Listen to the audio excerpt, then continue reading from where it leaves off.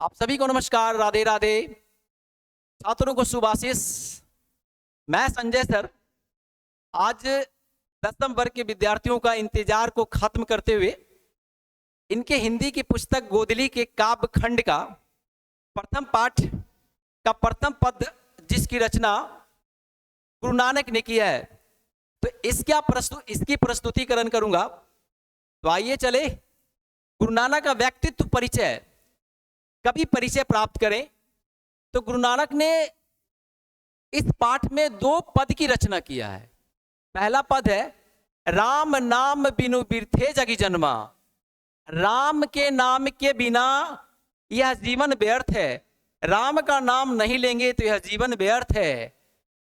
जो नर दुख में दुख नहीं माने, जो व्यक्ति दुख में दुख नहीं मानता हो, जब पूरे पद पढ़ेंगे तब इसकी व्याख्या और विस्तार से करूंगा। मैं कवि का परिचय देते हुए सबसे पहले इनके जन्म की ओर जाएंगे। इनका जन्म 1469 ईस्वी में लाहौर के तलवंडी नामक ग्राम में हुआ था, जो पाकिस्तान में पड़ता है। इनकी मृत्यु 1539 ईस्वी में करतारपुर में हुआ था, वो भी पाकिस्तान में पड़ता है। इनका जन्म स्थान नानकाना साहब के नाम से जाना जाता है। इसलिए जाना जाता है कि जहां वो जन्म लिए थे, इनका नाम नानक था, इसलिए उस स्थान का नाम नानकाना साहब पड़ गया।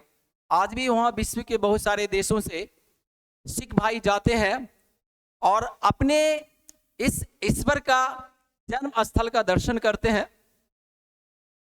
इनके पिता का नाम कालूचंद खत्री था। इनके पिता व्यापारी थे। वे चाहते थे कि इनके पुत्र भी इनके व्यापार में हाथ बढ़ाए, सहयोग करे, परंतु इनके पुत्र दयालु प्रवृत्ति का थे। व्यापार में इनको मन नहीं लगता था। एक बार की बात है, गुरु नानक के पिता इनको बाजार से लाने के लिए पैसे दिए और कहे कि 6 कंबल लेकर आना है। गुरु नानक बाजार गए कंबल लाने के लिए। इन्होंने कंबल को खरीदा।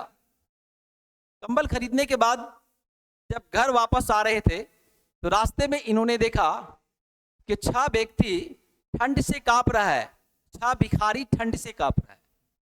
उनको लगा कि हमसे ज्यादा इन व्यक्ति को कंबल की जरूरत है। गुरु नानक ने इस सारे व्यक्तियों को एक एक करके 6 कंबल बांट दिया।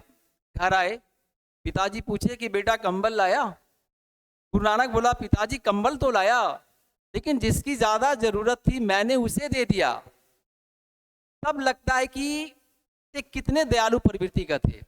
वैसे भी जो भी धार्मिक व्यक्ति होते हैं, जिसने धर्म की स्थापना किया है, सारे धार्मिक स्वभाव सारे दयालु होते हैं। जैसे इस्लाम धर्म का प्रवर्तक पैगंबर साहब, वो भी काफी दयालु थे। ईसाई धर्म का प्रवर्तक ईसा मसीह, ये भी काफी दयालु थे।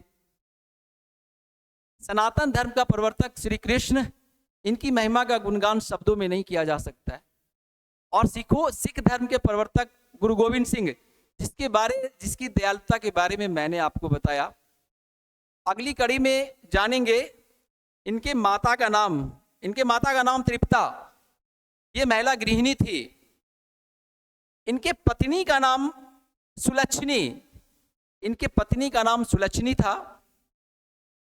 आगे हम लोग जानेंगे कि ये किस धारा के कवि थे। तो ये निर्गुण भक्ति धारा के कवि थे। धारा 2 प्रकार की होती है, एक सगुण भक्ति धारा, एक निर्गुण भक्ति धारा। सगुण भक्ति धारा के जो साधक होते हैं, ईश्वर की स्तुति साकार रूप में करते हैं। उनका कहना है कि ईश्वर का रूप होता है, जैसे राम का रूप है, जैसे कृष्ण का रूप है, जैसे शंकर का रूप है, जैसे दुर्गा का रूप है। तो सगुण भक्ति धारा के जो साधक होते हैं, ईश्वर को साकार रूप में देखते हैं।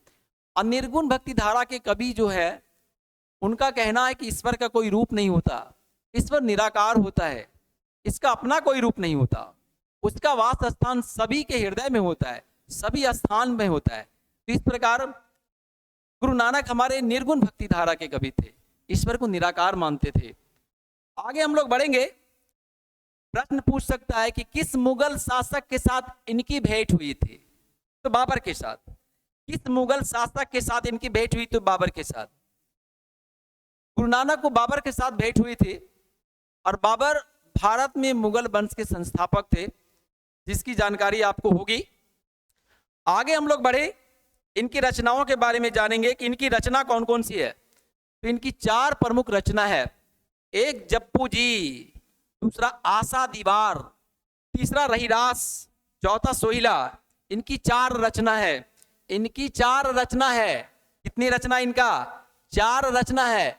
चारों को आपको याद रखना है। इनकी चारों रचनाओं के बारे में आपको याद रखना है।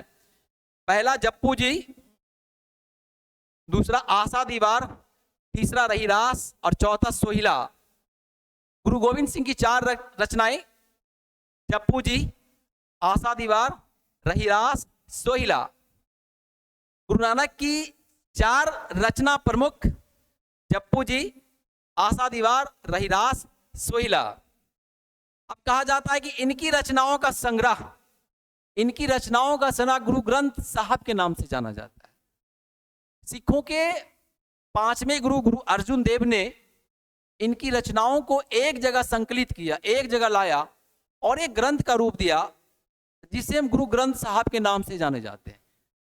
या गुरु ग्रंथ साहब सिखों के धार्मिक पुस्तक है। जिस प्रकार हिंदुओं की पुस्तक रामायण और महाभारत है, मुसलमानों का धार्मिक पुस्तक कुरान शरीफ, ईसाइयों का धार्मिक पुस्तक बाइबल, इस प्रकार सिखों का धार्मिक पुस्तक गुरु ग्रंथ साहब के नाम से जाना जाता है, जिसका संकलन करता सिखों के 5वें गुरु अर्जुन देव थे। अगली कड़ी में हम लोग जानेंगे गुरु ग्रंथ साहब किस लिपि में लिखी गई थी। तो गुरु ग्रंथ साहब गुरुमुखी लिपि में लिखी गई थी। हर भाषा की अपनी लिपि होती है। जैसे हिंदी की लिपि होती है देवनागरी, अंग्रेजी की लिपि रोमन, इसी प्रकार जो गुरु ग्रंथ साहब है इसकी लिपि गुरुमुखी थी।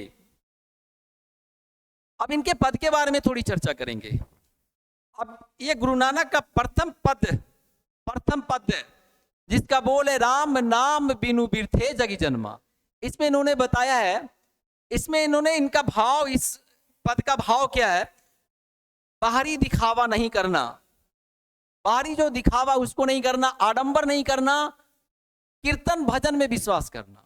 उनका ऐसा मानना था कि बाहरी जो दिखावा लोग करते हैं इससे दूरी बनाकर रखें।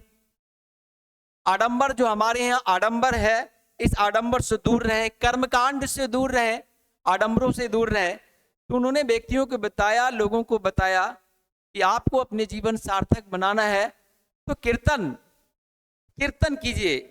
नाम कीर्तन, भगवान का नाम का स्मरण करें। राम का नाम लेते हो तो राम राम राम राम, कृष्ण का नाम लेते हो तो राधे कृष्णा। तो ऐसी भक्ति पर उन्होंने पल दिया है। द्वितीय पद के बारे में जानेंगे। द्वितीय पद उनका है, जो नर दुख में दुख नहीं माने। इसमें उन्होंने क्या बोला है कि सुख दुख में व्यक्ति को एक समान रहना चाहिए। जब सुख आए तो इतराए नहीं, और जब दुख आए तो घबराए नहीं। इस प्रकार गुरु नानक का व्यक्तित्व परिचय हमने प्राप्त किया। अगले वीडियो में आपको इनके जो पद है वो लाऊंगा और संगीत शैली में इसका गायन करूंगा, और एक एक लाइन का इसका हिंदी करके आपके सामने प्रस्तुत करूंगा। इसके तीसरा वीडियो आएगा, उसमें मैं जो प्रश्न होंगे बड़ा सरल ढंग से बता दूंगा, जो आप कभी नहीं भूलेंगे। तो आप इसका दूसरे वीडियो का इंतजार कीजिए। तब तक के लिए जय हिंद, जय भारत। आप हमेशा मुस्कुराते रहें, आप हमेशा पढ़ें, यही मेरी कामना है। जिंदगी में हर शिखर पर पहुंचने के लिए परिश्रम की जरूरत होती है। परिश्रम में थोड़ा भी कंजूसी नहीं करें, कमी नहीं करें। आप पढ़ेंगे तभी बढ़ेंगे, नहीं पढ़ेंगे तो नहीं बढ़ेंगे। जय हिंद, जय भारत।